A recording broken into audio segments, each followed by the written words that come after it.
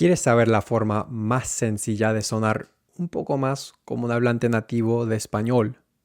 It has to do with one small group of sounds, and they are way easier to pronounce than rolling your R's or having perfect vowels in Spanish.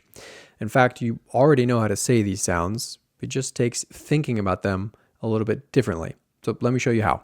So the sounds to work on that make this change in your Spanish are p, t, k. I call these false friends because they look and in a lot of ways act like their English equivalents, but they're not quite the same. So these are the sounds that we get in words like papa, tu, kilo. And in English, these sounds sound like p, t, k. So there's a burst of air that comes out when we say words like pot, car, or top. But in English, when we put an S before those sounds, that aspiration is what it's called, that h sound is reduced. So when we say pot, we get that h that comes after. If you put your hand in front of your mouth, when you say pot, you'll notice air coming out, pot. But if you say spot, that amount of air is reduced a lot. Of course, you're still breathing, but it's not nearly as aspirated. Pot versus spot. And this is important for your Spanish pronunciation. I'll explain in just a minute. Car versus scar. Car versus scar. Top versus stop. So all we have to do to dramatically improve our Spanish pronunciation is to take the sound that we just used in spot, scar, and stop and apply that to Spanish with a few minor tweaks. So if we were to pronounce this word here with a more heavily accented English pronunciation of the word, it would sound like papa, papa, papa. Quiero comer una papa. In Spanish, though, what you want is that pa, pa. It's more of a muted sound. Papa, papa.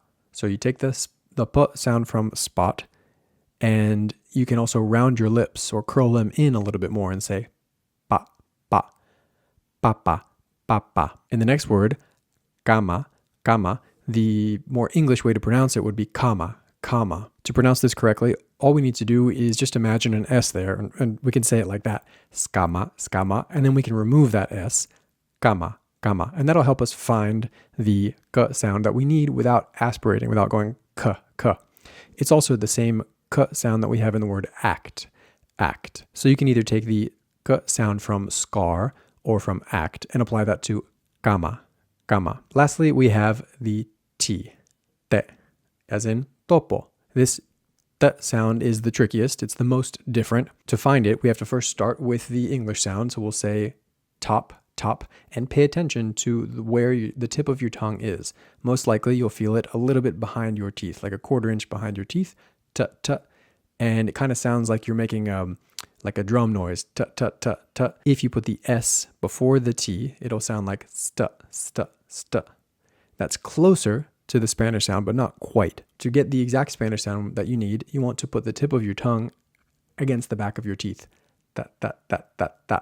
Rather than t, t, t, or t, t, t, you want ta, ta, ta.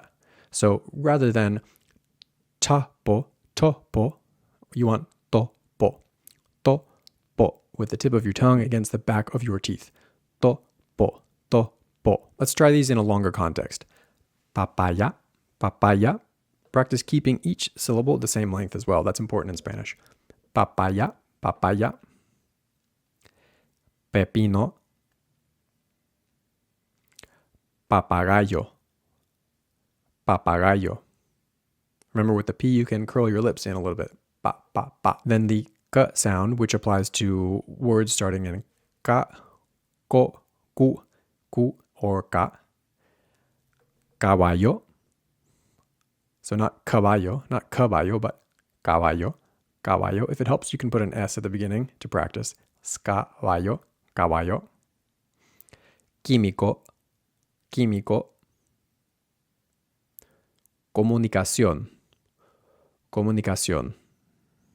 Lastly, the T, tímido. So not tímido, but tímido, tímido. Tostada, tostada. Tolerante, tolerante.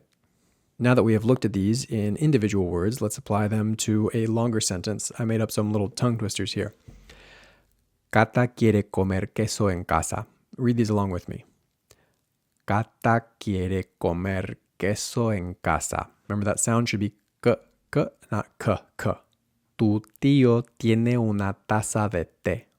With the tongue, tip of the tongue against the teeth.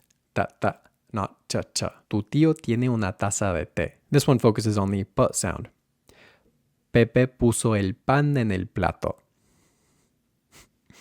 Pepe puso el pan en el plato. So now you know the simplest way to sound a little bit more like a Spanish speaker by improving the way that you say words like papa, tomate, kilo, and so on.